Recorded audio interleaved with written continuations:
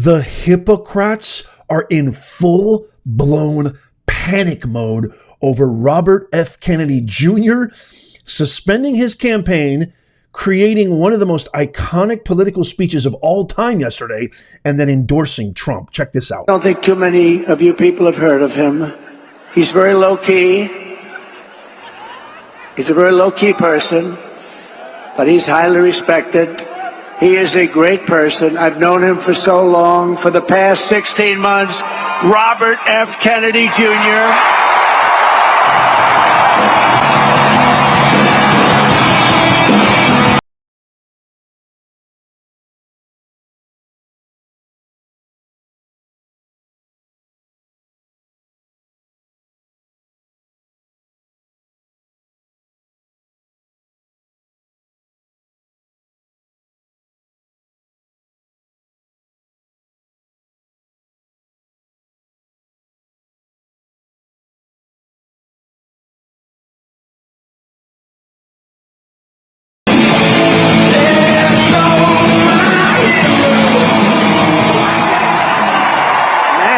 Absolutely jam-packed crowd. Look at that. You'll never see a Kamala rally look like that. They can't even get 100 people to fill it. And he deserves it. He deserves it.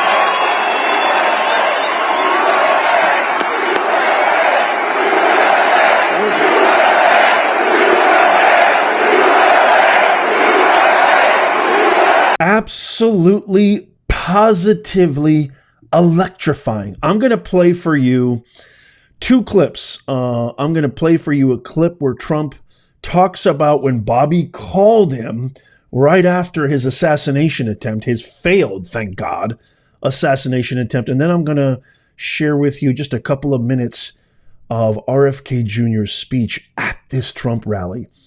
And just to kind of show you the decency, the integrity, the ethics, the noble and powerful, honorable thing that RFK Jr. did, where he put his country first instead of himself. He put selfish interests second, and he put his country first. I want to share with you this post before I show you those clips of RFK Jr. posted this on X. He's married to Cheryl Hines, who's kind of an actress who really was made famous through Larry David's Curb Your Enthusiasm. Larry David is a notorious Trump. He has Trump TDS, just like a lot of people in Hollywood do. And watch what he says about his wife, because Cheryl Hines, RFK Jr.'s wife, is, well renowned to be somebody who hates Trump, just like, again, like all of Hollywood. But I want you to see, this is to me is like living proof that RFK put his country first. Check this out. So this is RFK on X. By the way, follow me on X at Professor Nez. I'm Professor Nez everywhere. So Cheryl Hines, he quotes this post. Cheryl Hines said, "The decision has been made to suspend my husband, Robert K. Jr.'s presidency." And then she kind of goes off to thank. She doesn't say she endorses Trump, that's for sure. But listen to what RFK Jr. says when he quotes this. He says, "I'm so grateful to my amazing wife, Cheryl, for her unconditional love, as I made a political decision with which she is very uncomfortable. I wish this also for the country, love and unity, even in the face of disagreement. We will need that in coming times." Can you imagine, like, the amount of decency, honesty, the unfettered, unabashed loyalty to your values and principles you would have to be to go literally against your spouse, your wife, and his deranged family that publicly maligned him, denounced him? I mean, the Kennedy family is, it's sad to see how publicly they ridicule Bobby Kennedy Jr. It's so bad. It's repulsive. But this to me just proves when you go against your wife, okay, and you go against your family, and you actually stand behind what you believe in with conviction, which is the direct antithesis to the entire parade of eloquent lies the pageantry of BS that was the DNC, especially Kamala's speech, which was an abomination, the most anti-American, pro-communist, pro-Marxist speech I've ever heard. And her actions, I talked about this in a previous live stream. It was, by the way, the shortest speech of any nominee for president in the history. I think the only person who did a shorter speech might have been Biden. I'm not sure, but maybe it was the second shortest speech of all time. Only like a couple, like it went by like that. It was like 20, 30 minutes, I think. This to me proves Bobby Kennedy Jr.'s real oath to himself, to his country, his values and principles, and he really, really stands behind what he says. Here's a clip of, and I didn't even know this. Let me know in the comments if you knew this, but Trump says that Bobby Kennedy called him right after. I mean, think of the person, if there's anybody on planet Earth who can relate to the absolute traumatic, horrifying ordeal of an assassination, it's the Kennedys, for crying out loud, right? It's obvious. But I didn't know this. Listen to what Trump says Bobby Kennedy did right after that fateful day on July 13th, where we lost real Americans, right? We lost, and other people who just wanted to go see him speak got wounded and injured. Listen to this. Soon after I can't even believe I have to say this, nearly assassinated in Pennsylvania last month, Bobby called me to express his best wishes. He knows firsthand the risks incurred by leaders who stand up to the corrupt political establishment. When you stand up, you bring on some trouble for yourself, but you have to do what's right. You have to do what's right for the country. I will tell you, we are both in this to do what's right for the country. That's one thing I can tell you. 100%. 100%. He lost his father and uncle in service to our country, and Bobby himself was subject to repeated threats to his safety during the course of his campaign, while being denied protection. That's crazy. By the Harris-Biden administration. To actually be denied, the one guy who needs it more than anybody. And this is a tribute in honor of Bobby. I am announcing tonight that upon my election, I will establish a new independent presidential commission on assassination attempts. And they will be tasked with releasing all of the remaining documents pertaining to the assassination of President John F. Kennedy. Huge. That's huge. Absolutely huge.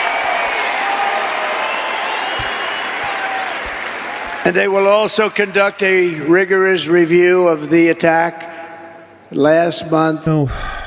It's dumbfounding to me that after a month and almost a month and a half, it's almost been 2 months, right? A month and a half of this unbelievable, historic, we haven't had an assassination attempt since Reagan. So it's over 40 years ago. It's alarming to me. It should be alarming to every American. There hasn't been any transparency into this investigation, any transparency, any, communication with the American public. This is exactly what we're doing. This is exactly what we found. These are some leads that we're following. These are some clues that we've been given. This is something that we're thinking about. This is something that we're talking about. We've narrowed it down to A, X, Y, Z, B, whatever. Nothing. We've heard nothing. The only reprimand that we've gotten is a voluntary resignation from the then Secret Service Director, Kimberly Cheadle. She should have been terminated. She volunteered to resign, which means she gets to keep all her benefits. She gets to keep all of her pension, all the taxpayer dollars for doing a piss poor job. We need change, my fellow Americans. We need to return to pragmatism. We need to return to practicality. We need to return to America when it was the premier nation in the world, the exceptional, extraordinary, glorious republic that everybody respected. This is absurd. Again, it's not just us. It's not just Americans. The whole world is watching this. They're like, man, they're not even investigating this. They're not even going after the people who tried to kill a president. Okay. Let me know what you think of that in the comments down below. But I also want to share, this is Bobby Kennedy Jr.'s speech at that rally. Check this out. This is so powerful. And then come on back. I got more for you. Thank you, President Trump.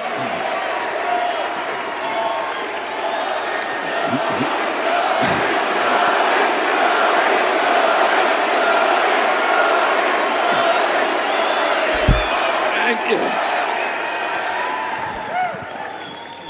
A few hours after the assassination attempt at Butler, I got a call from a safe food advocate named Kelly Means, who's been fighting for many years to try to end the corruption at CDC and FDA and USDA. And these institutions, these regulatory agencies, are actually run by the big food processing companies, the big ag and the chemical companies that they're supposed to regulate. And he said to me that he'd been advising me for many years and on my campaign. And he told me that night that he was also advising President Trump. And he asked if I would talk to President Trump. And I said, of course. And about a few minutes later, I got a call from the president. And we talked. We had a very good talk. And then he invited me to come see him the next day. And I went to Minneapolis and saw him. We met again a couple of weeks later in Florida. And we talked about, not about the things that separate us because we don't agree on everything, but on the values and the issues that bind us together. And one of the issues that he talked about was having safe food and ending the chronic disease epidemic. There are foods that are banned, chemicals and ingredients that are banned in Europe that are not banned here in the U.S. And we have an epidemic of diseases. Our children are now the unhealthiest, sickest children in the world. That's true. Don't you want healthy children? Absolutely. This is iconic. And don't you want the chemicals out of our food? I mean, savor this. This is don't historic you want and the iconic. regulatory agencies to be free from corporate corruption? And that's what President Trump told me that he wanted. He also told me that he wanted to end the grip of the neocons on U.S. foreign policy.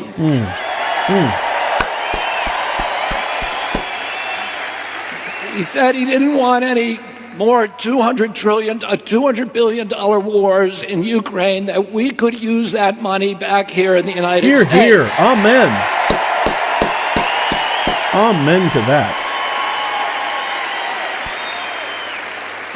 And the best way to build a safe America is to rebuild our industrial base and rebuild the middle class in this country. And don't you want a president who's going to get us out of the wars and who's going to rebuild the middle class in this country? 100%. Look at that crowd. You'll never see a crowd like that at a Kamala the Ugandan giant rally. Never. Ever. And he told me that he wanted to end the censorship because the whole basis of American democracy is the free flow of information. And we know that a government that can silence its opponents has license for any kind of atrocity. And can you think of any time that you can look back in history and say that the people who were censoring were the good guys?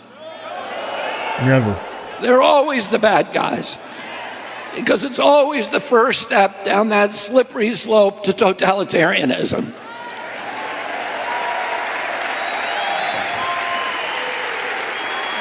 And don't you want a president who's going to protect America's freedoms? 100%. This is iconic, my fellow Americans. This is iconic.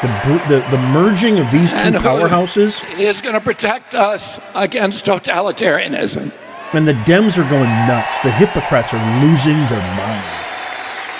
And It's I all want over. to ask you again, don't you want a safe environment for your children? Don't you want to know that the food that you're feeding them is not filled with chemicals that are going to give them cancer and chronic disease? 100%. And don't you want a president that's going to make America healthy again? Thank you all very, very much, and God bless you, and God bless America. Wow. Wow, look at these guys hugging. That's huge. Huge. Two things I just want to share. Number one, I see a lot of people celebrating prematurely. It's okay to get excited. This is a huge, momentous, historic occasion. I couldn't agree more. But I'm going to work 100 times harder because these are ruthless, depraved, cheating, criminal hypocrites that will stop at nothing. If they executed a coup and devoured their very own, somebody who's given them 50 years of loyalty and service, and they threw them to the curb in a drop of a hat, think about what they're going to do about you or me and America. They don't give a rat's ass. So we need to work 100x harder. You need to grab everybody you know and drag them to the voting booth in November. Drag them tooth, nail, fang, clawing, scratching, doesn't matter. Everybody you know, every neighbor you can throw in the wagon. We need to do this. We need to get our country back. Number two, when you have an iconic Democrat from an iconic family of Democrats, who is an iconic Democrat, telling you that the Democrats are corrupt, evil, anti-American, and instead of endorsing the Democratic Party, endorses a Republican, Donald Trump, and they're telling you how he's telling you how evil they are, you should probably listen. I throw this off to you. What do you guys think? Momentous, iconic, a Kennedy and a Trump. You want to talk about the party of unity. You want to talk about unifying America. I can't think of anything better. And also, free poll. Let me know in the comments. I'd love to hear from you. Do you think this helps Kamala or helps Trump? Does it hurt Kamala or hurt Trump that RFK Jr. has suspended his campaign and endorsed Donald Trump? Who does this help more? Let me know in the comments down below. I can't wait to hear from you. As always, please tap that thumbs up. It's not for me. It's not for vanity. When you tap the thumbs up, which is free and takes you less than a second, do it right now. What happens is our video gets pushed out by the algorithm to more people. The more people we have informed and educated and enlightened, the better decisions they make, especially at the ballot box. So please do that right now. Our free newsletter, Become a Nez Nation Insider, that is in the pinned comment, show notes, and description. It's free. It's your sure-proof way of never missing out on all the latest breaking that the fake woke mafia media never shares with you. Sign up for that. And then check out these videos coming up on the screen right here. Follow and subscribe down there. And as always, may God bless you and may God bless America. I'll see you soon.